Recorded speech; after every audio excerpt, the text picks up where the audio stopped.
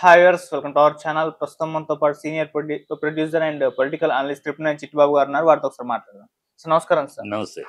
Sir, తెలంగాణలో నాయకులకు ఇరు పార్టీలకు అంటే కాంగ్రెస్ ప్రభుత్వానికి బీఆర్ఎస్ పార్టీకి మధ్య ఒక మాటల యుద్ధం అయితే నడుస్తుంది సార్. వీళ్ళ యుద్ధంలో అటు ఏపీ మాజీ ప్రస్తుత సీఎంలను ఇన్వాల్వ్ చేసి మరి మాట్లాడుతున్నారు. జగదీష్ రెడ్డి గారు మన ప్రెస్ మీట్ పెట్టి చంద్రబాబు నాయుడు గారు తన్ని ధర్మేస్తాం 9 సంవత్సరాలు ఆయన ఆంధ్రప్రదేశ్కి రానివ్వలేదు, తెలంగాణకు రానివ్వలేదని చెప్పేసి ఆయన కామెంట్ చేశారు. మళ్ళీ రేవంత్ రెడ్డి గారు కూడా మాట్లాడుతూ మా ఇద్దరి మధ్య పంచాయతీ చేసింది కేసీఆర్ గారే, చంద్రబాబు నాయుడు గారికి నాకు మధ్య ఆయనేమో జగన్మోహన్ రెడ్డి గారికి ఊడిగం చేస్తారంటూ ఈయన కామెంట్ చేస్తారు. ఈ విధంగా ఆ రాష్ట్ర ముఖ్యమంత్రుల్ని ఇందులో ఇన్వాల్వ్ చేసి ఒక మాటల యుద్ధం అయితే నడుస్తుంది సార్. ఇది పోలవరం ప్రాజెక్ట్ మన ఈ ప్రాజెక్ట్ కి సంబంధించి అయితే ఉంది. ఏం చెప్తారు సార్ పోలవరం కాదు, మన పాలమూరు ప్రాజెక్ట్ సంబంధించి? సో ఏం సార్ ఈ ఇష్యూ ఏంటి, మరి మీరేం చెప్తారు ఈ వ్యాఖ్యల పైన? ఈ వ్యాఖ్యలపైన అక్కడ చంద్రబాబు గాని ఇక్కడ రేవంత్ రెడ్డి గాని ఇద్దరు గురు శిష్యులు తోడు దొంగలు. మొత్తానికి ఇద్దరు నేను శిష్యుని కాదు సమకాలికుని అంటాడు కదా, అంటాడు. సో ఇద్దరు తోడు దొంగలు అనుకుందాం కొంతసేపు. గురు శిష్యులుగా తోడు దొంగలు ఇద్దరు అబద్ధాలతో అధికారంలోకి వచ్చారు. ఇద్దరు ఫాల్స్ ప్రామిస్ చేసి అధికారంలోకి వచ్చారు. ఇద్దరు డ్రామాలు, నోరు తెరిస్తే అబద్ధాలు, 100 మాటలు మాట్లాడితే 110 అబద్ధాలు. ఈ అబద్ధాలు, యూటర్న్లు,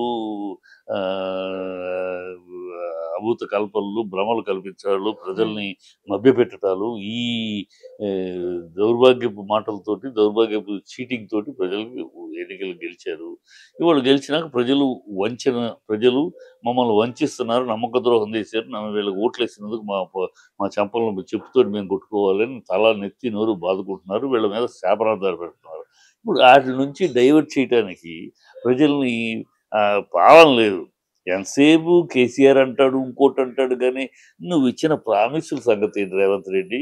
నువ్వు ఇచ్చిన ప్రజలకు చెప్పిన మాటలు ఎంతసేపు మూటలు సర్దుకుంటాం, సూట్ కేసులు సర్దుకుంటాం, అధిష్టానాన్ని పంపించడం, దాని మీద ఉన్న ఏకాగ్రత, దాని మీద ఉన్న కాన్సన్ట్రేషను, అక్కడికి వెళ్ళి రాహుల్ గాంధీ కాళ్ళ దగ్గర కూర్చోడానికి, అక్కడ సోనియా గాంధీ కాళ్ళు విసరటానికి ఉన్నంత ఓపిక, ఉన్నంత ప్లానింగు నీకు రాష్ట్ర ప్రజల మీద, రాష్ట్రానికి మనం గెలిపించిన ప్రజల మీద బాధ్యత లేదు. నీకు ఎంతసేపు నీ పదవి కాపాడుకోవాలంటే ఢిల్లీకి సూట్ కేసులు పంపిస్తూ ఉండాలి. దానికోసం ఒకసారి హైడ్రా అంటావు, ఒకసారి మూసీ అంటావు, ఇంకోసారి ఇంకోటి అంటావు. ఏదో బెదిరింపు స్కీములో కాంట్రాక్టర్లని, బిల్డర్స్ని బ్లాక్మెయిల్ చేస్తూ వసూలు చేసి ఆ సూట్ కేసులు అక్కడ పంపిస్తారు. అది పంపిస్తున్నంత కాలం నువ్వు ఉంటావు. నువ్వు ఎప్పుడు అక్కడ తగ్గుతావు, కోమటిరెడ్డి వెళ్తాడు. వీళ్ళ కార్యక్రమం అంతా ఎవడు పవన్ కళ్యాణ్ సరే రేవంత్ రెడ్డి ఎప్పుడు దింపాలని కోమటిరెడ్డి పైన ఎలా అడ్డుకోవాలని రేవంత్ రెడ్డి. ఈ సమస్యలు తప్పితే వీళ్ళకి, ఈ కొట్లాట తప్పితే అక్కడ బట్టి విక్రమార్క రెడీగా కూర్చున్నాడు దళిత ముఖ్యమంత్రి అని. ఎప్పుడైనా వీళ్ళిద్దరిలో గొడవ వస్తే ఆ గొడవలోంచి తను కాంప్రమైజింగ్ క్యాండిడేట్గా తను దూరిపోవాలని. సో ఇలా ఎవడు ఈ పరిపాలన ప్రజలు మనకి ఇచ్చిన పట్టం కట్టిన దాన్ని మనం పరిపాలన తీసుకోవాలి. ఇప్పటికే దేశం మొత్తం మీద కాంగ్రెస్ 0-0-0-0 అని వస్తుంది ఎక్కడ నుంచున్నా. ఇక్కడ ఏదో ఒక ఈక్వేషన్లో పొరపాటున వచ్చారు. గెలిచిన 60 అయితే ఓడిపోయిన 54 కాన్స్టిట్యూన్సీలు ఓడిపోయారు. ఇదేదో పెద్ద తన్నుకుంటూ వచ్చాం, కుమ్ముకుంటూ వచ్చాం, తొక్కుకుంటూ వచ్చారు. పిచ్చవాగుడు, గాలివాగుడు వాగుతాడు రేవంత్ రెడ్డి. తన్నుకుంటూ రావడం ఏంటి? 60లో గెలిచి 54 ఓడిపోయి 62 గెలిస్తే నువ్వు తొక్కుకుంటూ వచ్చావా? పిచ్చి కోతలు వీధి రౌడీ మాటలు మాట్లాడతాడు. సీఎం హోదా లేదు, సీఎం స్థాయి లేదు, ఆ నోటికి అదుపు లేదు, పదుపు లేదు, ఒక సంస్కారం లేదు, ఒక సభ్యత లేదు. మాట్లాడే ఆయన కాలు విరిగి ఆయన ఉంటే నువ్వు 10 కిలోమీటర్లు నడవగలవా అని అంటాడేంటి? ఏమైనా బుద్ధి జ్ఞానం ఉన్నాడు మాట్లాడే మాటేనా? కాలు ఇరిగి ఉంటే అంటే ఆయన కాలు యాక్సిడెంట్ దాని మీద కూడా నువ్వు సెటైర్లు వేస్తావా? మనిషికి ఒక విచక్షణ, ఒక మాట్లాడేటప్పుడు ఒక సీఎంగా మాట్లాడుతున్నాం, ఒక విధానంతో మాట్లాడాలి. ఏమీ లేదు. పిచ్చి ఎన్నికలప్పుడు ఏదో వాగావు, ప్రజలు ఏదో ఏదో మాట్లాడుతున్నారు. సీఎం అయినాక సీఎం హోదా కాపాడవు. ఎవరు సిగ్గుపోతుంది తెలంగాణకి. తెలంగాణ ఒకప్పుడు ఈ సంవత్సరం క్రితం తెలంగాణ 10 ఏళ్ళు తల ఎత్తుకు తిరిగింది. ఢిల్లీలో తెలంగాణ అంటే భారతదేశంలోని తెలంగాణ అంటే ఎమర్జింగ్ స్టేట్ అని కళ్ళు పైకెత్తి చూశారు. ఏం తెలంగాణ, ఏమి కేసీఆర్ అని.